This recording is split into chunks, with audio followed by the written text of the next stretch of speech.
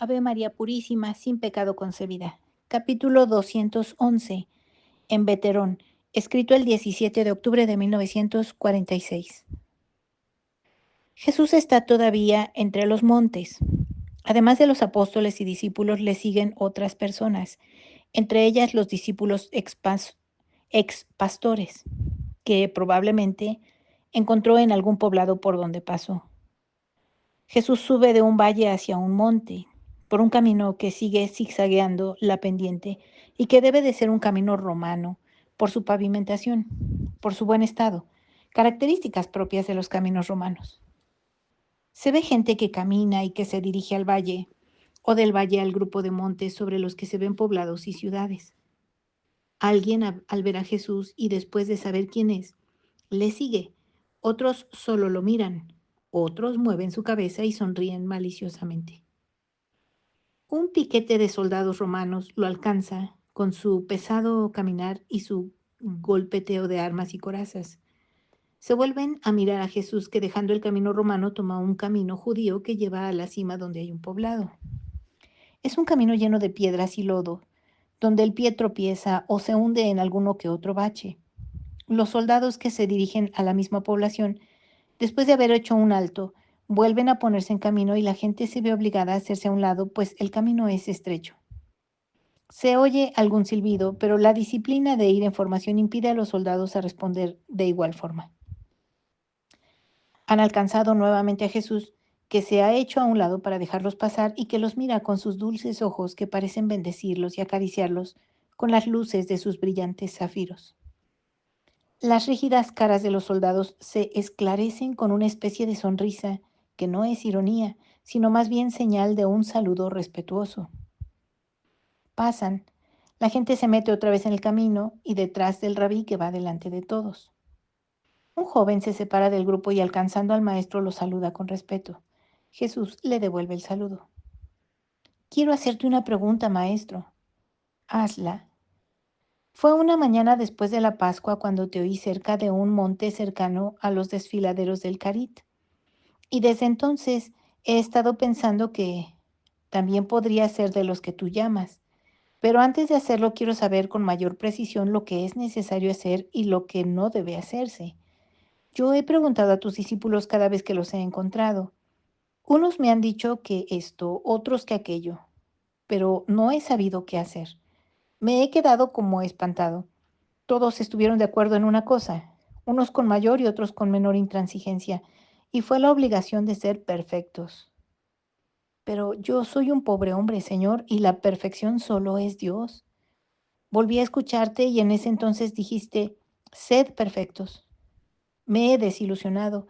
Por tercera vez te oí y esto fue lo que hace unos cuantos días en el templo dijiste. Y aunque fuese severo, sin embargo, me parece que no es imposible llegarlo a hacer porque, bueno, ni yo mismo lo comprendo, ni puedo explicármelo, ni explicártelo. Me pareció que si era algo imposible o peligroso de desear o de llegar a ser como dices, tú, que nos quieres salvar, no nos lo propondrías, pues la presunción es pecado. El querer ser dioses fue el pecado de Lucifer, pero tal vez debe haber alguna manera para llegarlo a ser, para obtenerlo sin pecar y es siguiendo tu doctrina salvadora. ¿Digo bien?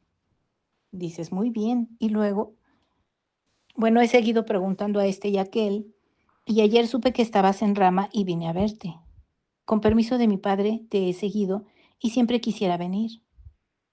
Ven pues, ¿de qué tienes miedo? No lo sé, ni siquiera yo mismo. Pregunto y pregunto, pero cuando te escucho me parece siempre fácil y me decido a venir. Y después volviéndolo a pensar, o peor, preguntando a este o aquel, me parece muy difícil. Te voy a decir lo que te pasa. Es una tentación del demonio para estorbarte a que vengas. Te atemoriza con fantasmas, te perturba, te hace que preguntes a quien tiene como tú necesidad de luz.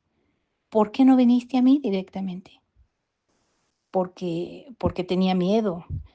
Miedo no, pero nuestros sacerdotes y rabinos tan duros y soberbios, y tú, no me atreví a acercárteme. Pero ayer en Emaús, creo que comprendí que no había que tener uno miedo. Y ahora estoy aquí a preguntarte lo que quisiera saber. Hace un poco un apóstol tuyo me dijo, ve y no tengas miedo, es bueno para con los pecadores. Otro me dijo, lo harás feliz si le muestras confianza. Quien confía en él encuentra que es más dulce que la madre propia. Y otro añadió, no sé si me equivoco, pero te dirá que la perfección radica en el amor. Esto dijeron tus apóstoles, por lo menos algunos de los que me parecen ser los mejores. De entre los discípulos, algunos parecen ser eco de tu voz. De entre los apóstoles hay algunos que atemorizan a un pobre como yo. Uno me dijo con una sonrisa maligna, ¿quieres llegar a ser perfecto? No lo somos nosotros que somos sus apóstoles y tú quieres serlo. Es imposible. Y si no me hubieran hablado los otros, hubiera huido desconsolado. Pero hago la última prueba. Si tú me dijeres que es imposible, hijo mío, ¿quieres que yo haya venido a proponer cosas imposibles a los hombres? ¿Quién crees que fue el que te puso en el corazón este deseo de llegar a ser perfecto? ¿Crees que es tu mismo corazón? No, Señor, me imagino que tú, con tus palabras. No estás lejos de la verdad. Respóndeme, ante tus ojos, ¿qué son mis palabras? Mm, ¿Qué son mis palabras? Son palabras muy rectas. Está bien, pero quiero decir, ¿son palabras de hombre o más de hombre? Tú hablas como la sabiduría, y más dulce y más claro. Por eso digo que tus palabras son más que las de un hombre. Yo no creo equivocarme, si es que comprendí bien lo que dijiste en el templo, pues me pareció que dijiste que eres la misma palabra de Dios y que por eso hablas como parte de Dios. Comprendiste bien y lo dijiste bien. Entonces, ¿quién te puso en el corazón el deseo de perfección? Dios, por medio de su palabra. Fue pues Dios. Ahora piensa, si Dios, que conoce la capacidad de los hombres, les dice, venid a mí, sed perfectos, señal es que sabe que el hombre, si quiere, puede llegar a serlo. Es una voz que habla desde hace mucho. La oyó por primera vez Abraham como una revelación, como una orden, una invitación. Yo soy el Dios omnipotente. Camina en mi presencia. Sé perfecto. Dios se manifestó para que el patriarca no tuviese dudas de la santidad, de la orden y de la verdad de la invitación. Ordenó caminar en su presencia porque quien camina en la vida, convencido de hacerlo bajo la mirada de Dios, no comete acciones malas. Por lo tanto, se pone en condición de poder llegar a ser perfecto como Dios invita a hacerlo. Es verdad, es la misma verdad. Si Dios lo ha hecho es porque puede hacerse. Si Dios lo ha dicho es porque puede hacerse. Oh, maestro, qué bien se comprende todo cuando tú hablas. Pero, ¿por qué tus discípulos y también aquel apóstol hacen que esta idea de la santidad sea revista de temor? ¿No creen acaso en las palabras de Dios y que Dios dijo y en tus palabras? ¿O no saben caminar en la presencia de Él? No pienses en ello, no juzgues.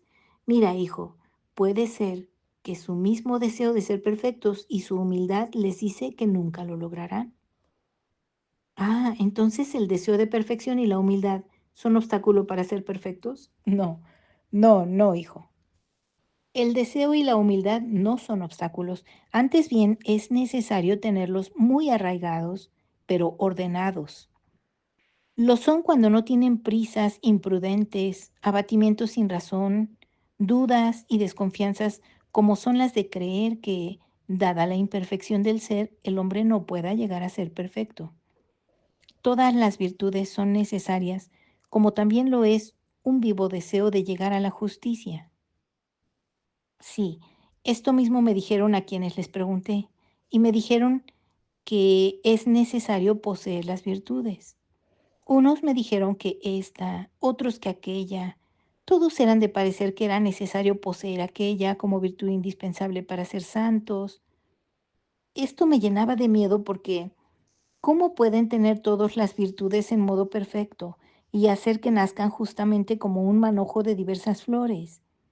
Se necesita tiempo y la vida es tan breve. Maestro, explícame, ¿cuál es la virtud indispensable? La caridad.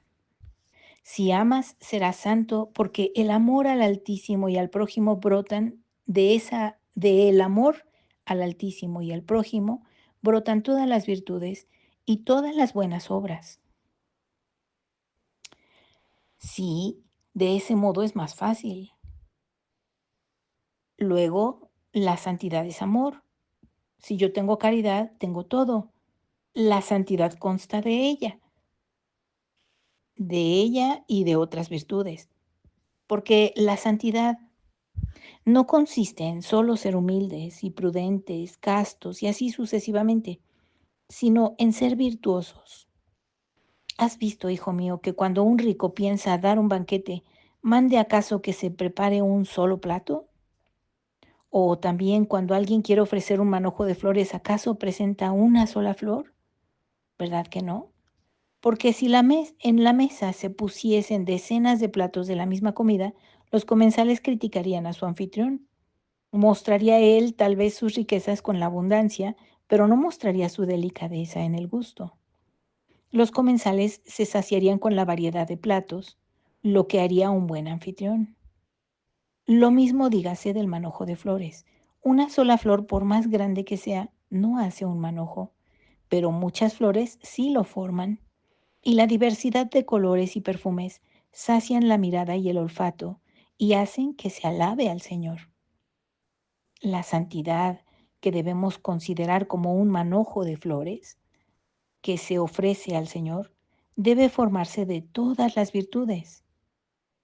Es un espíritu, en un espíritu predominará la humildad, en otro la fortaleza, en otro la continencia, en el de más allá la paciencia y en el de acá el espíritu de sacrificio o de penitencia.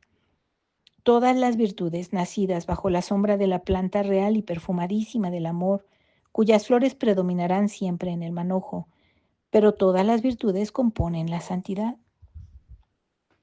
¿Y cuál debe cultivarse con mayor cuidado? La caridad, te lo dije. Y luego, es que no existe un método, hijo mío. Si tú amas al Señor, Él te dará sus dones, esto es, se comunicará a ti. Entonces las virtudes que tratas de hacer crecer robustas crecerán bajo el sol de la gracia. En otras palabras, en el alma que ama a Dios está Él, quien obra de una manera prodigiosa. ¿Eso es lo que me quieres decir, maestro? Sí, hijo. Es Dios quien obra prodigiosamente dejando que el hombre ponga de suyo su libre voluntad de tender a la perfección, sus esfuerzos por realizar las tentaciones para mantenerse fiel a su propósito, sus luchas contra la carne, el mundo, el demonio, cuando lo asaltan. Y esto para que su hijo tenga el mérito de su santidad. Ah, entendido. Entonces es muy puesto en razón decir que el hombre ha sido hecho para ser perfecto como Dios quiere. Gracias, maestro. Ahora he comprendido. Voy a ponerlo en práctica. Ruega por mí. Te llevaré en mi corazón. Vete y no temas de que Dios te vaya a dejar sin ayuda. El joven contento se separa de Jesús. Ahora entran ya cerca del poblado y Bartolomé con Esteban alcanzan a Jesús para decirle que mientras hablaba con el joven, uno de Elquías, el fariseo, había venido a pedirle que lo llevase lo más pronto posible porque su mujer estaba agonizando. Vamos, después hablaré. ¿Sabéis dónde está? Dejó con nosotros a un siervo suyo. Viene detrás con los demás. Pues tráelo y apresuraremos el paso. El siervo acude. Un viejo robusto, consternado, saluda y mira a Jesús que le sonríe y le pregunta, ¿de qué está muriendo tu patrona? Tenía que dar a luz a un niño, pero se le murió en el vientre y su sangre se ha corrompido. Delira como una loca y está agonizando. Le han abierto las venas para que baje la calentura, pero toda la sangre está envenenada y debe morir. Le han bajado a la cisterna para calmar el ardor. Este disminuye mientras está en el agua helada, pero luego, y más antes, tose y tose. Se morirá. Y cómo no, con ciertos remedios. ¿Y desde cuándo está enferma? El siervo va a responder cuando llega corriendo por la bajada el jefe del manípulo romano. Se detiene ante Jesús. Salve, ¿eres el Nazareno? Lo soy. ¿Qué se te ofrece? Los seguidores de Jesús acuden pensando en quién sabe qué cosa. Un día nuestro caballo mató a un niño hebreo y tú lo curaste para impedir que los hebreos armasen alboroto contra nosotros. Ahora las piedras hebreas han hecho caer a un soldado y él está tendido con la pierna rota. No puedo detenerme. Estoy en servicio. Nadie lo quiere en el poblado. No puede caminar. No puedo llevarlo conmigo con la pierna rota. Sé que no nos desprecias como hacen todos los demás hebreos. ¿Quieres que cure al soldado? Sí. Curaste también al siervo del centurión y a la niña de Valeria. Salvaste a Alejandro de la ira de tus compatriotas.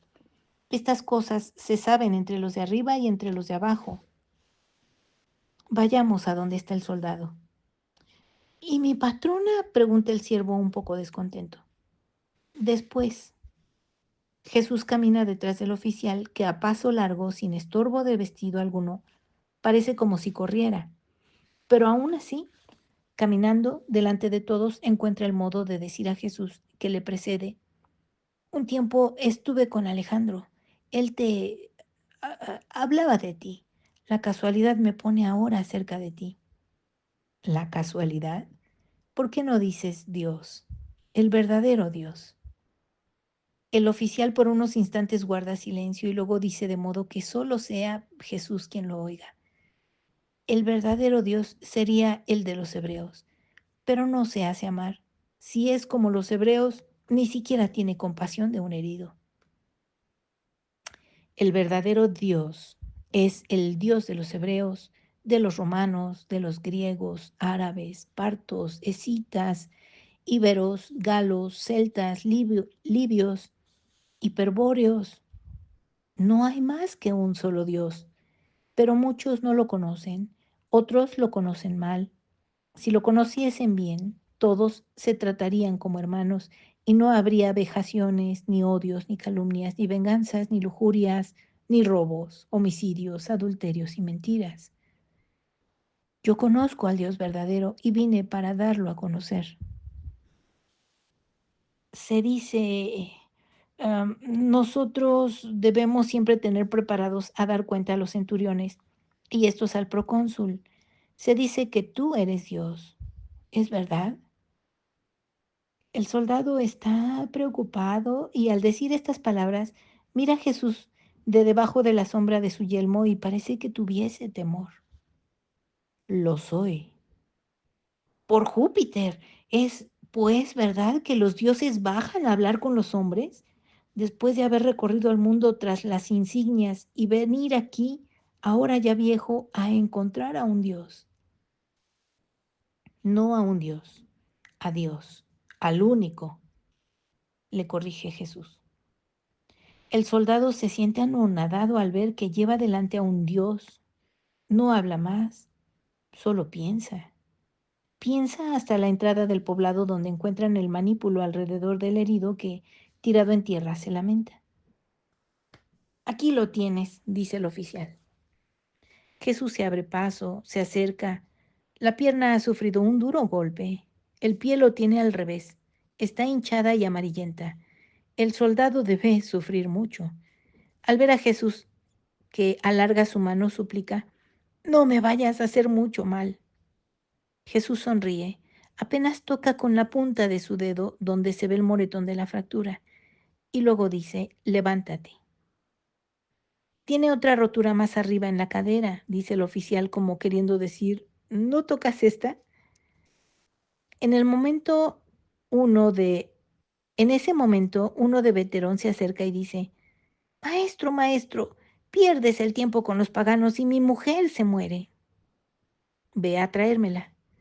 No puedo, maestro, está loca. Ve a traérmela si tienes fe en mí. Maestro, no se puede. Está desnuda y no se puede vestir. Está loca y rasga los vestidos. Está agonizando. No puede más. Ve a traérmela si es que no eres inferior en la fe a estos gentiles. El hombre se va de mala gana. Jesús mira al romano extendido a sus pies. ¿Puedes tener fe?, le dice. Yo sí. ¿Qué quieres que haga? Que te levantes. Ten cuidado, Camilo, que dice el oficial. Pero el soldado está ya de pie, ágil, curado del todo. Los israelitas no lanzan hosanas. No es un hebreo el que ha sido curado. Parece como si estuviesen descontentos, o por lo menos en su mirada se refleja una crítica contra Jesús. No así los soldados. Desenvainan sus cortas y anchas dagas, las levantan después de golpearlas sobre los escudos como si se tratase de una fiesta. Jesús está en medio del círculo de espadas. El oficial lo mira. No sabe qué decir él, un pagano que está cerca de Dios. Piensa y cree que debe tributar a Dios lo que tributaría al César. Da órdenes de que se le dé un saludo militar dado al emperador. Por lo menos así lo creo, porque oigo que de los labios sale un ave fuerte, mientras que las hojas de las espadas brillan al ponerse como horizontales sobre el brazo derecho. No contento con esto, el oficial dice en voz baja: no te preocupes si viajas de noche. Los caminos están vigilados. Hay auxilio contra los ladrones. Puedes estar tranquilo. Yo... Y ahora se calla. No sabe qué más decir. Jesús le sonríe diciendo: gracias. Vete y sé bueno. Aún con los ladrones, sé bueno. Sé fiel en tu servicio, pero sin crueldad. No son, más bien son infelices y deberían dar cuenta de sus acciones ante Dios. Haré como dices. Salve. Quisiera volverte a ver otra vez. Jesús lo mira fijamente y luego agrega: nos volveremos a ver sobre otro monte. Y repite: sed buenos. Adiós. Los soldados se ponen en marcha y Jesús entra en el poblado. Pocos metros delante le salen al paso varias personas que se deshacen en comentarios. Del grupo sale un hombre y una mujer. El hombre es el que estuvo antes. Se inclina ante Jesús y la mujer se pone de rodillas. De rodillas. El hombre no. Alzaos y alabad al Señor. Debo decirte a ti, el esposo, que tu conciencia no está limpia. Viniste a mí por mero egoísmo, no porque me ames ni porque creas en mí. Dudaste de mi palabra. Sabes quién soy. Y después abrigaste un prejuicio porque me detuve primero a curar a un gentil, así como todo el poblado que rehusó hospedar al herido. Por un exceso de misericordia y por tratar de que tu corazón sea bueno, curé a tu esposa sin haber ido a tu casa. No lo merecías. Lo hice para mostrarte que no era necesario presentarme allí. Basta que yo lo quiera. Pero en verdad te digo, y digo a todos vosotros, que a quienes despreciáis son mejores que vosotros y saben creer mejor que vosotros en mi poder. Levántate, mujer, tú no eres culpable porque no eras capaz de pensar. Vete y procura creer de hoy en adelante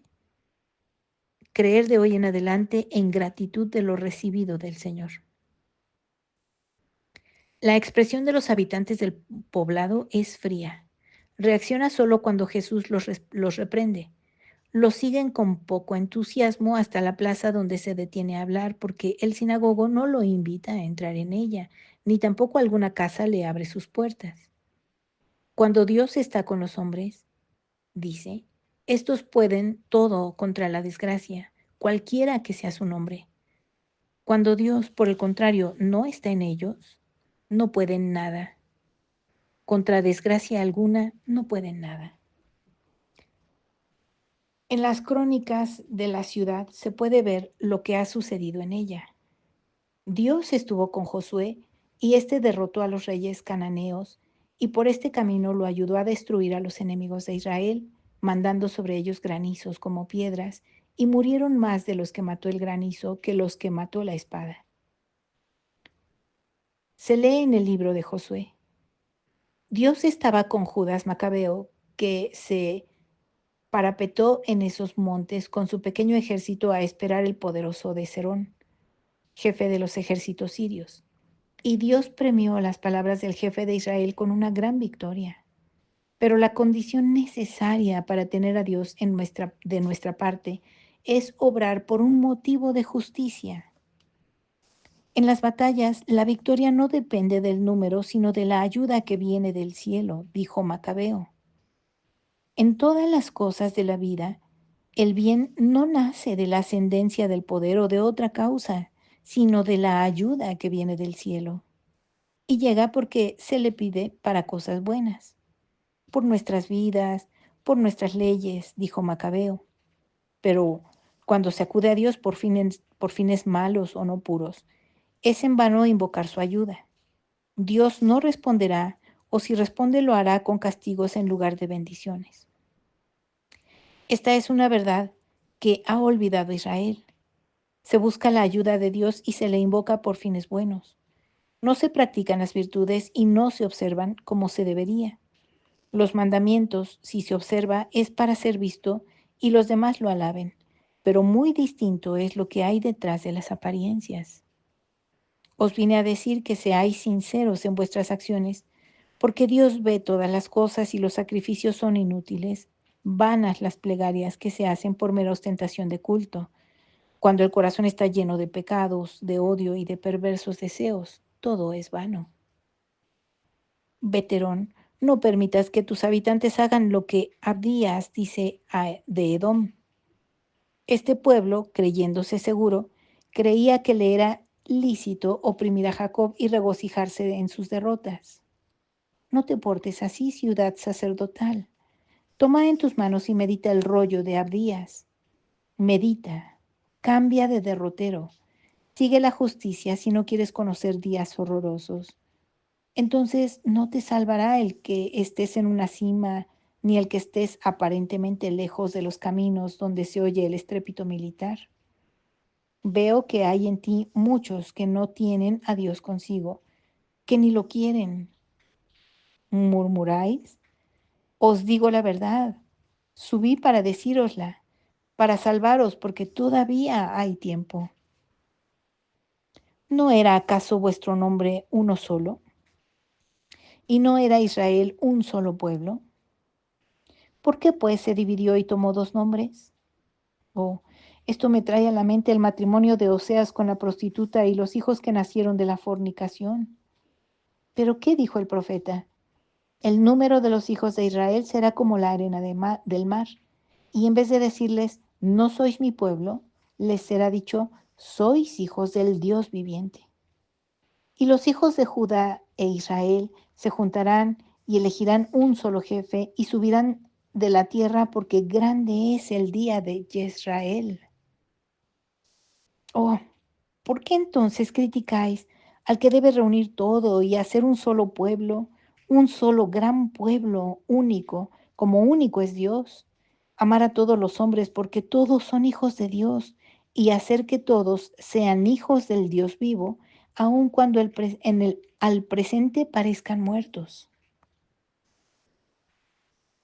¿Podéis juzgar mis acciones, el corazón de ellos y del vuestro?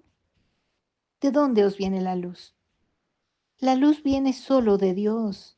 Si Dios me mandó con el encargo de reunir a todos bajo un solo cetro, ¿cómo podéis tener una luz que sea verdaderamente divina, que os muestra las cosas contrariamente a como las ve Dios? Y con todo, vosotros veis al revés de Dios.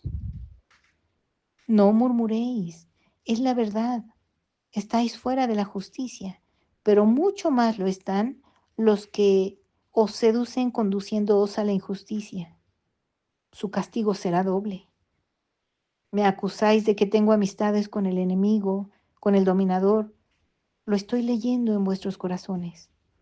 Pero vosotros no os hacéis amigo de Satanás al haceros secuaces de los que atacan al Hijo del Hombre, al enviado de Dios.